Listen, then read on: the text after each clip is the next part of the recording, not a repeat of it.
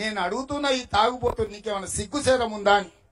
కళ్ళాల్లో ఉన్న పంట కొనకుండా వానకాలంలో తడిచిపోతున్న వరి ధాన్యాన్ని, మొలకెత్తుతున్న వరి ధాన్యాన్ని, చనిపోతున్న రైతులను ఆదుకోకుండా నీ సన్నాసులను, సోయిలేనులను, నీ సారాల సోడా కలిపే మంత్రులను వేసుకొని ఢిల్లీకి వెళ్లి 4 రోజులు దావత్ చేసుకున్నావు. స్పీకర్ సురేష్ రెడ్డి ఇంట్లో విందులో పాల్గొన్నావు తప్ప ప్రధానమంత్రిని కలిసి ఒట్లెందుకు కొంటలేవని నిలదీసినవా? నువ్వు అసలు మనిషివేనా? నీకు మానవత్వం ఉన్నదా కేసీఆర్ అని నేను అడుగుతున్నా.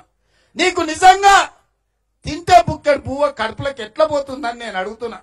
కల్లాలలో లక్షలాది మంది రైతులు పిల్లల్ని వదిలేసి కల్లాల్లో ఉండి చచ్చి కాటికి పోతుంటే నీకు ఏమైనా కొంచెమైనా మానవత్వం ఉన్నదా?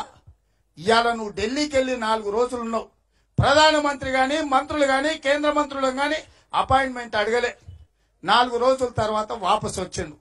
కనిపించకుండా పోయి లోపల దాచుకున్నాడు. నిన్నటికి నిన్న మంత్రులు పోయినరు, పీయూష్ గోయల్ ను కలిసిందని ఇవాళ టీవీలలో, నిన్న ఇవాళ పేపర్లలో వస్తుంది. వాళ్ళు ఏం అడిగినరా? ఈ సీజన్ గురించి అడగలే. వచ్చే యాసంగిలో ఒట్లు కొంటవా లేదని.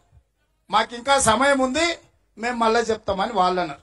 మరి ఇప్పుడు మీ వాళ్ళు బీజేపీ వాళ్ళు ఓట్లేసుకోండి, ఓరేస్తే కొనిస్తామని అంటారు. దాని సంగతి మా వాళ్ళని పిలిచి గడ్డి పెట్టినాం, మా వాళ్ళు గట్టిగా తిన్నారు, ఇక ఓట్ల గురించి మాట్లాడారని పీయూష్ గోయల్ వాళ్ళకి చెప్పిండని వాళ్ళే చెప్తారు. అంటే దీని బట్టి ఏమర్థమైంది?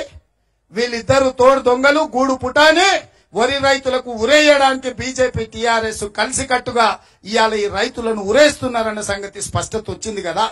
పీయూష్ గోయలే చెప్పిండు కదా, ఈ రాష్ట్ర బీజేపీ వాళ్ళు ఇక వరి గురించి మాట్లాడారు, వరి రైతుల గురించి మాట్లాడారు, కల్లాల దగ్గర కోరు, మార్కెట్ యార్డ్ల దగ్గర కోరు, చనిపోయిన రైతులను పరామర్శించరు, వాళ్ళను గాలి కొదిలేస్తారు, కేసీఆర్ కాళ్ళ దగ్గర గులాంగిరి చేస్తారని పీయూష్ గోయల్ చెప్పిన తర్వాత ఇంకా గుండుగాన్ని, అరగుండుగాన్ని, బోడగుండుగాన్ని నమ్ముకునే పరిస్థితి రాష్ట్రంలో ఉందా?